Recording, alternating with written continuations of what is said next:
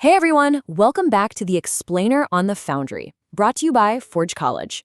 In our last lesson, we covered the basics of Merkle trees.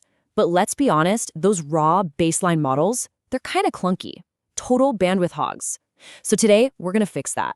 We're going to take those heavy prototypes and transform them into sleek, incredibly scalable engineering marvels.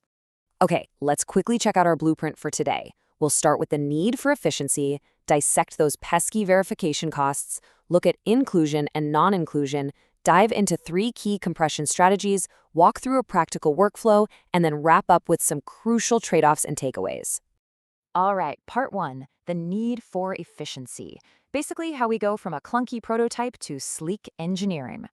So think of a naive, unoptimized Merkle tree kind of like a concept car, right? It's absolutely great for proving the physics work in a pristine laboratory, but you really wouldn't want to take it on a cross-country road trip. What we actually need is an upgrade. We're shifting our baseline goal from just raw correctness, as in, yeah, sure, the proof verifies, to performance-aware correctness. We literally need these proofs to verify using the absolute bare minimum bytes on the wire and the lowest possible CPU work. Because honestly, this efficiency right here, it's the difference between a light client syncing up in seconds or a massive state commitment completely jamming up your network. Moving right along to part 2, dissecting verification costs. Let's look at the trade-off triangle. To truly understand our constraints here, we have to zero in on the specific friction points that cause all that network congestion. And it really comes down to a super delicate balancing act. On one hand, you have the I/O, transmitting those literal bytes across the network. And on the other hand, the CPU, the raw computing power actually needed to process all those cryptographic hashes. And the catch is, whenever you try to heavily optimize one side of this equation, well, you almost always end up impacting the other. Next up, part 3, inclusion and non-inclusion. Let's look at the baseline prototype. So if we take a look at a raw, completely unoptimized 4-leaf prototype, the numbers are, well, they're not great. A naive inclusion proof for just one single leaf eats up about 97 bytes, and a simple non-inclusion witness, that takes around 65 bytes. Because to prove inclusion, you can't just send the leaf, you gotta send the leaf hash, its right sibling, the whole left subtree, the position bits, you get the idea.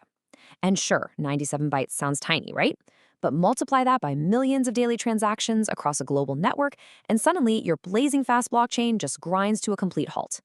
So that brings us to the million-dollar question.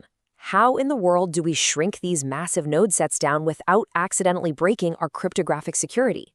Because obviously we can't just delete data and cross our fingers that the verifier won't notice. That's a recipe for disaster.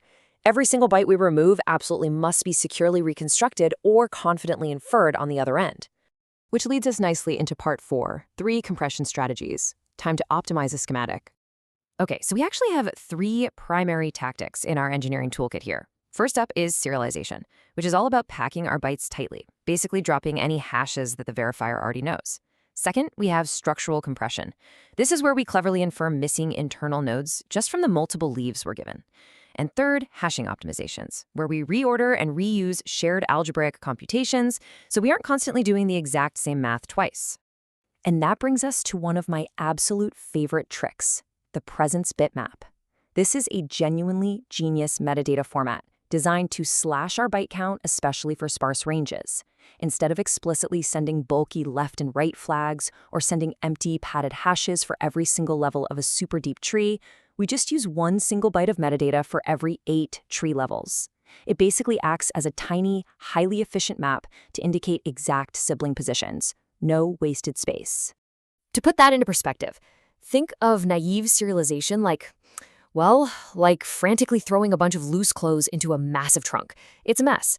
But the presence bitmap, that acts like those vacuum-sealed packing cubes. You are fitting the exact same amount of cryptographic certainty into a fraction of the digital footprint. And for really deep, sparse trees, oh man, this is an absolute game changer. All right, let's get our hands dirty in part 5, the practical workflow, building the engine. Now, if you're actually building along with the Forge College technical learning modules, your implementation workflow is pretty straightforward. First, you build your baseline naive tree. Then you step in and apply those compact serialization bitmaps we just talked about. And finally, you rigorously measure the results. So you'd literally start with a simple script using SHA-256, inject your presence bitmaps, and then write a verifier that expects that exact, perfectly compact format. But to truly prove that this works, you don't just run it once. You need to run that verification process 1,000 times because we don't want guesses here, right? We want hard empirical data showing us exactly how many bytes we saved on the wire and exactly what that compression did to our verification latency down to the microsecond. Oh, and pro tip, always deliberately flip a byte in your transmission during testing just to make sure your verifier instantly rejects it. Security first, for sure. Finally, we arrive at part 6, trade-offs and takeaways. Choosing the right tool. So, as any good architect will tell you, every brilliant engineering schematic comes with a hidden cost. There's just no free lunch in computer science. Highly packed formats are amazing for saving precious bandwidth, but they can actually spike your CPU load because of the complex parsing required to read them. Like with presence bitmaps, the verifier has to carefully unpack all those tiny bits and allocate memory dynamically. So if your network is totally bandwidth limited, this is an incredible treat. But actually, scratch that. If you were heavily CPU limited instead, you might actually want to stick to simpler algorithmic complexity and just eat the bandwidth cost. And once you really master these exact trade-offs, the ultimate test is applying them to aggregated proofs for gigantic real-world state networks.